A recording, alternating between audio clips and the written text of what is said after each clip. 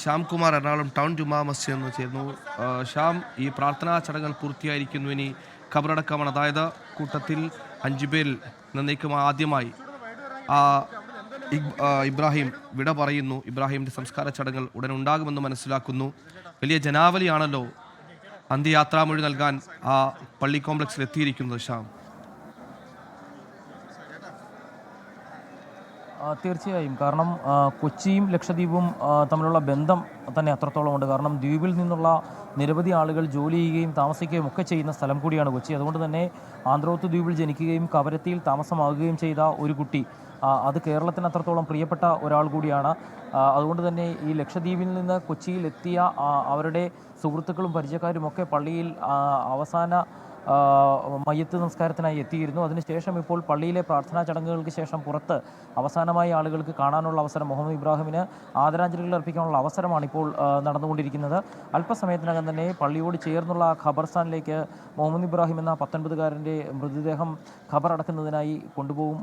പക്ഷേ അപ്പോഴും കഴിഞ്ഞ കുറച്ച് നാളുകളായി കേരളത്തിൽ തന്നെ പഠിച്ച ഒരു കുട്ടി, അതായത് +1 +2 മലപ്പുറത്താണ് മുഹമ്മദ് ഇബ്രാഹിം പഠിച്ചതെന്ന് അവൻ്റെ ബന്ധുക്കൾ ഉൾപ്പെടെ അല്പസമയം മുമ്പ് നമ്മളോട് പറഞ്ഞിരുന്നു. അവിടെയാണ് ഇൻ്റഗ്രേറ്റഡ് +1 +2 പഠിച്ചത്. അവിടെ നിന്ന് തുടർന്ന് MBBSൻ്റെ മെറിറ്റിൽ തന്നെ പ്രവേശനം കിട്ടുകയും ആലപ്പുഴ മെഡിക്കൽ കോളേജിൽ പഠിക്കാനായി എത്തുകയും ചെയ്തു.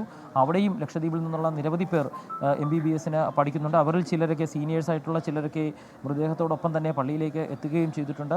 ഇവിടെയും കൊച്ചിയിൽ താമസിക്കുന്ന ലക്ഷദ്വീപ് സ്വദേശികളടക്കമുള്ള ആളുകൾ അന്തിമോപചാരം അർപ്പിക്കുന്നതിനായിട്ട് ഇവിടെ എത്തിയിരുന്നു. പള്ളിക്കുള്ളിൽ നടന്ന പ്രാർത്ഥനാ ചടങ്ങുകൾ ഉൾപ്പെടെ ലക്ഷദ്വീപ് സ്വദേശികളുടെ സാന്നിധ്യം ഉൾപ്പെടെ ഉണ്ടായിരുന്നു. അതിനുശേഷമാണ് അവസാന യാത്രയ്ക്ക് മുന്നോടിയായി അന്തിമോപചാരം അർപ്പിക്കാൻ കാത്തുനിന്ന ആളുകൾക്ക് അതിനുള്ള അവസരം പള്ളിമുറ്റത്ത് ഒരുക്കിയിരിക്കുന്നത്.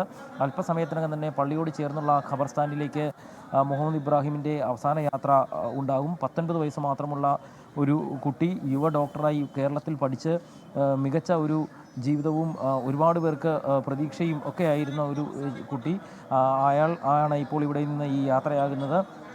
കൊച്ചി ലക്ഷദ്വീപ് കവരത്തിയിൽ അഡ്മിനിസ്ട്രേഷനിൽ ജോലി ചെയ്യുന്ന ആളാണ് മുഹമ്മദ് ഇബ്രാഹിമിൻ്റെ മാതാവ്. അങ്ങനെയാണ് അവർ ആന്ത്രോത്ത് ദ്വീപിൽ നിന്ന് കവരത്തിയിലേക്ക് താമസമായി എത്തുന്നത്. അവിടെ 10ാം ക്ലാസ് വരെ പഠിച്ച ശേഷമാണ് മികച്ച വിദ്യാഭ്യാസത്തിന് വേണ്ടി മലപ്പുറത്തേക്ക് +1 +2 വിദ്യാഭ്യാസത്തിന് വേണ്ടി മലപ്പുറത്തേക്ക് എത്തുന്നത്. അവിടെയും +2 മികച്ച വിജയം നേടുകയും മെറിറ്റിൽ തന്നെ മെഡിക്കൽ പഠനത്തിന് യോഗ്യത നേടുകയും ചെയ്ത ഒരു 19-കാരൻ. ഒരുപാട് പ്രതീക്ഷകൾ, ഒരുപാട് പേരുടെ കൂട്ടുകാരൻ, ഒരുപാട് പേരുടെ പ്രതീക്ഷ, ദ്വീപിൽ തന്നെ ഒരു മികച്ച ഡോക്ടറായി തിരിച്ചെത്തുമെന്നുള്ള പ്രതീക്ഷ. ഒരുപാട് പേർക്ക് അങ്ങനെ അവിടെ മെഡിക്കൽ സഹായമൊക്കെ ആവശ്യമുള്ള ദ്വീപിലേക്ക് തിരിച്ചെത്തും എന്നുള്ള, ഒരു ഡോക്ടറായി തന്നെ തിരിച്ചെത്തും, ദ്വീപിൻ്റെ ഡോക്ടറായി എത്തുമെന്നൊക്കെ വീട്ടുകാരും നാട്ടുകാരും ഒക്കെ പ്രതീക്ഷിച്ചിരുന്ന ഒരാൾ. അങ്ങനെ തന്നെയാണ് ഇവിടെ ആളുകൾ സംസാരിക്കുമ്പോഴും ഒക്കെ പറയുന്നത്. ഞങ്ങളുടെ ദ്വീപിന് ലഭിക്കേണ്ടിയിരുന്ന ഒരു ഡോക്ടറാണ് പോയത് എന്നുള്ളത് അവർ വേദനയോടുകൂടി പറയുന്നു.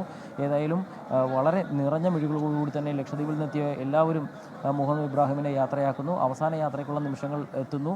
അതിന് മുന്നോടിയായുള്ള പൊതുദർശനമാണ് ഇപ്പോൾ നടന്നുകൊണ്ടിരിക്കുന്നത്. അല്പസമയത്തിനകം പള്ളിയുടെ ഖബർസ്ഥാനിലേക്ക് ആ മുഹമ്മദ് ഇബ്രാഹിം എന്ന 19-കാരൻ്റെ അവസാന യാത്ര ആരംഭിക്കും. ഏതായാലും അതിനു മുൻപ് അദ്ദേഹത്തിൻ്റെ മാതാപിതാക്കൾ ഉൾപ്പെടെ ഇവിടെ എത്തിയിരുന്നു. പിതാവ് ഉൾപ്പെടെ ഇപ്പോൾ ഖബർസ്ഥാനിലേക്ക് പോയിട്ടുണ്ട്.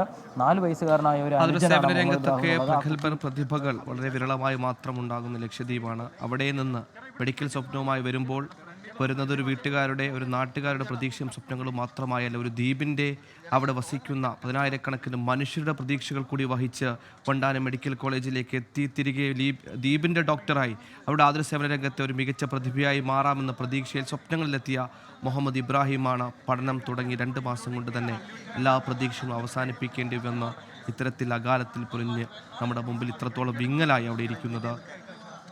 മുഹമ്മദ് ഇബ്രാഹിമിൻ്റെ സംസ്കാരം ഉടൻ തന്നെ എറണാകുളം ജുമാ മസ്ജിദിൽ നടക്കും. അതിന് മുന്നോടിയുള്ള പ്രാർത്ഥനാ ചടങ്ങുകൾ അവസാനിച്ചിട്ടുണ്ട്. അവിടെ നമ്മൾ കാണുന്നത് പോലെ വലിയ ജനാവലി, അതിൽ പ്രിയപ്പെട്ടവരുണ്ട്, ഈ വാർത്ത കേട്ടറിഞ്ഞ് നടുക്കം കൊണ്ട് എത്തിയവരുണ്ട്.